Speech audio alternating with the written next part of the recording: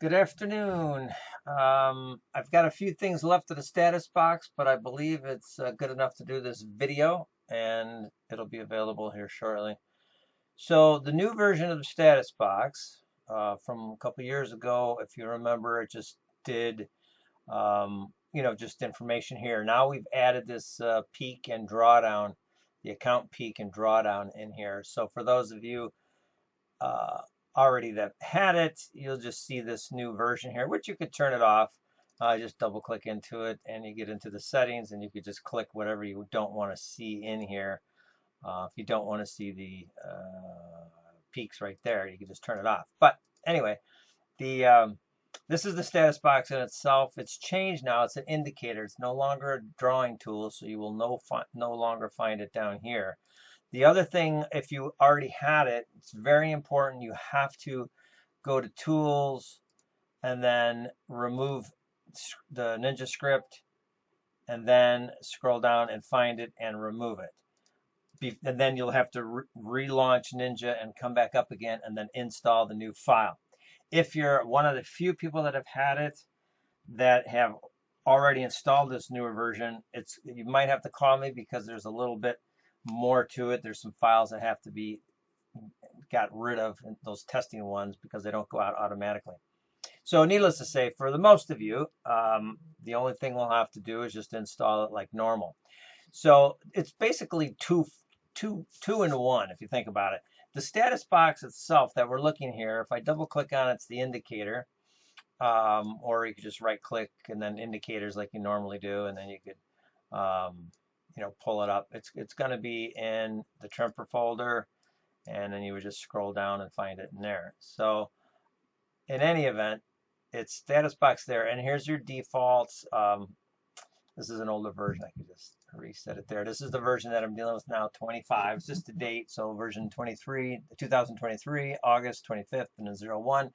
And then the one that I'm ready to upload will probably be 2 or something like that, or maybe even tomorrow. And needless to say, is it defaults to these because this is what I like. So you can change these. Now we have noticed some glitches with this one when changing the font. So if I just hit apply here and apply, you see how it gets a lot bigger, and it looks good on my machine, but I had to change some Windows default display setting things on my other computer. It worked okay on this computer, but when I turned it on my older computer, I had to go in there and change some display settings because it was overlapping. And I noticed a few other people have some overlapping. So we're working on that right now. That's just a cosmetic thing. But it doesn't matter how small you go. I mean, if you go down to like 9, it seems to be okay and it fits okay, but obviously it's kind of tight. So, and obviously if you went to like 14 or 16, then it starts overlapping. These two columns start overlapping. So I'll just go to there. So make it 16 nice and big so we can see it here. And then obviously if you don't want these, you can just turn them off. If if your spouse is in the room and you want to turn those off, you can just turn off the financials. I have it set for a little bit off the left margin at 10, and then I have 80 down because I want to keep this room for some text that comes in from other indicators and strategies and whatnot. And the same thing with the bottom. Sometimes they put them down here. So I figure coming down to 80 points gives it enough room to kind of be out of the way. But you could change that wherever you want it as far as that is concerned. Everything else, there's really nothing to change. So that's it for there. So now I'm in playback, and I'll start some numbers coming in. There they are. That's the other thing. You need to have numbers coming in. So if you're attached to playback, but you have not turned it on, or if you're on sim, but the market session is closed and there's no data coming in, or it's a weekend, whatever, it's not going to do anything. At least it has to have something coming in so it can calculate. So I'm on playback. Now, normal playback is a $100,000 account. I changed it to 50 because I usually do $50,000 accounts. And then one other thing I will show in here, and that is you have to make your choice of realized or unrealized. That's the drawdown balance option. So it's going to default to unrealized, but there are a few, 3 I believe. If you go to the referrals page, there are, I think these are all realized, realized, realized, And I think there's another one down here that might be realized too. Yeah, down here, this is a realized account. So they only calculate once the trade's done. Everybody else is doing unrealized, and that's really where you have to kind of be careful. So it's going to default to unrealized, because what happens is that when you get in your trade, the very first thing you're going to get hit with is commission, because that comes out right away. And then the next thing that you're going to get is it's going to go up and then it's going to come down. Let's say it goes up $100 and it comes down to break even and you get out. Well, on an unrealized, it's looking at intra-trade. Therefore, it's going to count that $100 as your high, your peak amount, and then it's going to give you your margin from that point down. And on a $50,000 account, most of them are like $2,500. So if you have $2,500 to play with, you go up 100, then you get out at break even. Your realized P&L is going to be zero here, but your account peak is going to be 50,100 because you went up 100,000. And then from there, you have 2,500, but you used 100 of it up. So now you're going to have a $2,400 left because you used 100 and didn't take it. So a lot of math behind the scenes, but that's, needless to say, is a drawdown what you got to look for. Now, right now it's showing zero. It's supposed to be 25 there on a $50,000 account. We're changing that so it displays right away. Obviously, I haven't taken any trades, so all these are going to be zero. But this one should show that there's $2,500 worth of drawdown balance available. So that's coming shortly. So if we were to take a trade, or the other thing here is, let me run through these here real quick. Okay, so how many contracts you've put on, and then MAE is your adverse excursion, and then your maximum favorable excursion is that one there. So you'll see at a glance as you start putting on trades, you're going to start getting an idea of, how many of all the trades you put on, what's the average, and your average, heat that you got to take. And this is done in ticks. So depending on your market, you could figure it out, just multiply it, whatever the value is, and you'll get your value there of how much heat you got to take. This one here is a strategy. If you're using a strategy, it all comes from the chart trader. So you do have to have the chart trader on. You don't have to see it if you don't want. I always turn it off, but you have to have it on so you can select your account. Well, I'm in playback mode, so I'm only going to have playback account, but you want to select your account because that then pulls it over here. Same thing with your ATM strategy. I'll get a tick in there. It's going to change it there. Now it shows the ATM strategy is that. So now once you've got those set in your account set, you could, if you don't want to turn it off, I always just hide it. So that's how I do it. I don't want to see it because it takes too much room. So for this demonstration, however, I will leave it on. The next thing then is unrealized P&L. Now, unrealized P&L is all the trades that you have currently open on this account. So if you notice over here, it's ES. And if I put on the indicator over here, so this is going to be both. So if I had a contract over here and a contract over here, they would basically be the same, showing that they're unrealized, and you'd see them change and move around. The instrument P&L is just specific to this instrument. So both of these together, if this is up 100 and this is up 100, your realized P&L is going to show 200. So the realized is the overall total account on this particular account, assuming they're on the same account, of course, by the way.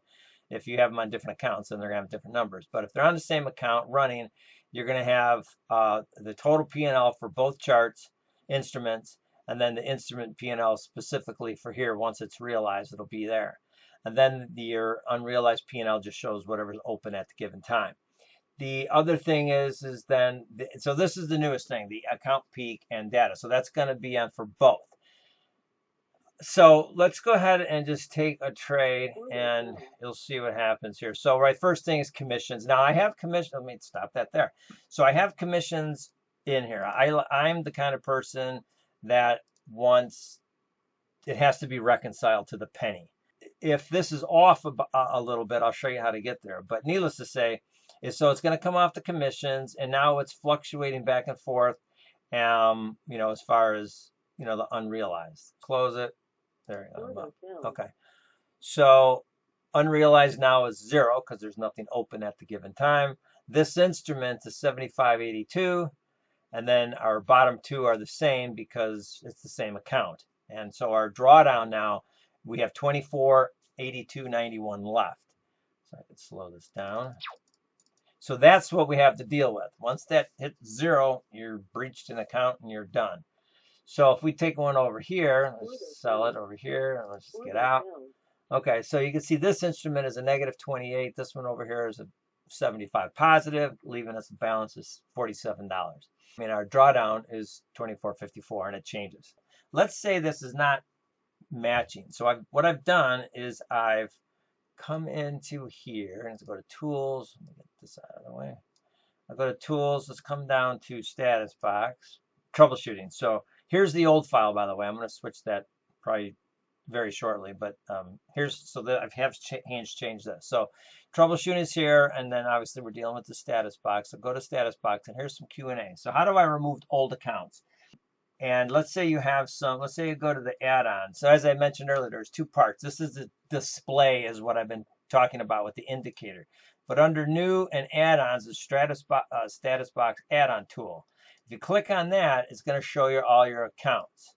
And so you can see and if you need to adjust something, that you would come here to do it. So now in this case, it defaults to 50,000, 2,500, and then my max what my goal is, I'm looking for 3,000. The other thing is it shows you the version, and then your data here. Now what we have found is that one individual had black font. Now, if you notice, I'm using white font everywhere on my screens and charts, so it's not a problem. Well, he used black charts, and he says, well, he's not getting the version numbers or anything. And I'm like, oh my gosh. So a half hour later, we figured out that you could see it ever so faintly, black on dark blue, but it is there. So keep that in mind if you're using blue font. So we're going to have to come up with a color that is not white, not black for people with black screens, and not gray because I use the gray screens. So I have to be somewhere in the middle that it can, illuminate a little bit for everybody. But needless to say, so if I wanted to reset this account, or if I wanted to add some money to the account balance to match my broker, I would do that right there. And then I would come down. In this case, I would say I want to update the unrealized account peak. Or if you want to adjust the drawdown, you would go in there and do, I'm doing the unrealized, so I do unrealized drawdown because this account is set up for unrealized. And then you would just hit apply. Once you hit apply, it goes away. And then if you wanted to change something else, you'd have to go back into it again. So in any event, if you're not matching the broker, the first thing I look at is commissions. Do you have your commissions set? Because the broker's taking out commissions. So this is pulling from Ninja. And if you don't have your commission set in Ninja, then Ninja's not going to know it. It's just going to give you, your gross number. But this is using the net number. So I would definitely commissions in there because it's really important. That would be the first thing I looked at. And the other thing would be is that, let's say if it's a brand new account and you're just starting, like you see here, it's easy and it just falls into place. The issue is that you already have an account going. Now you're adding this for the first time, and it doesn't know prior peaks, account peaks, and your drawdown balance. So you have to adjust it, and that's where you would go in here. You would do the math. You would see what's the difference between the status box here of 50,092.91 versus what my broker is showing, and then you can come in here and you can go into here and say the difference of that is negative or positive, whichever it might be. And you would come down and select your choice. It's an account peak is what we're looking at right now in this case. And then you would do realized or unrealized and hit apply. And then this account peak should match your broker. And once you've matched your broker, then from this point forward, your drawdown will keep track of how much you got left to play with. So other than that, that's really about it. Now, there are some things I have in here, questions and answers. How could I adjust the currency? I just kind of talked to you on that one. If you want to remove old accounts, you see I've got a whole bunch of accounts in here. And there's some other people that had just gobs and gobs and gobs. And I can move this up a little bit. If you had more than the window could hold, there'd be a scroll bar here, and you can just scroll and scroll and scroll and scroll. And you're like, oh my gosh, those are 4-year-old accounts. You can go in there. Let's show you how to do that. Remove old accounts right there. And then, so anyway, there's some, and I'll add to this as questions come in. For right now, I would just send an email and, kind of let me know, or social hour, or, Skype or whatever. So let's take some trades. you can see how fast margins can really eat away your account. So couple losing trades, and so let's get out of this one. So now you see now this is how much I got to play with. It doesn't take long. Now you're wondering, well, wait a minute, I had a $2,500 account and I'm down 500. So if my math serves me right, that should be around 2,000, right? Yes, it would be if you were using a realized vendor. However, we've selected unrealized, so our profit went up, and that's what it starts its $2,500 from. It takes this peak and subtracts $2,500 and says that's what you got to work with, and don't fall below that number. So that's where it just eats up quickly.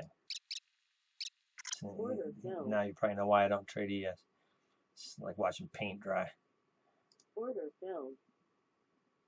So you can see how this goes down very quickly. So we've taken 4 trades, and 40 is our average heat that we're 48 now is what we're taking in heat on average, 48 ticks, and 19 in profit. So I'm actually trying to get some losing trades here. So oh, go figure. Okay, well, you see how it goes up too, though. In any event, I think you got the idea, and that's it. So without further ado, I'll have to do a new video because I'm not really happy with this, but at least it's out there. All right, thanks.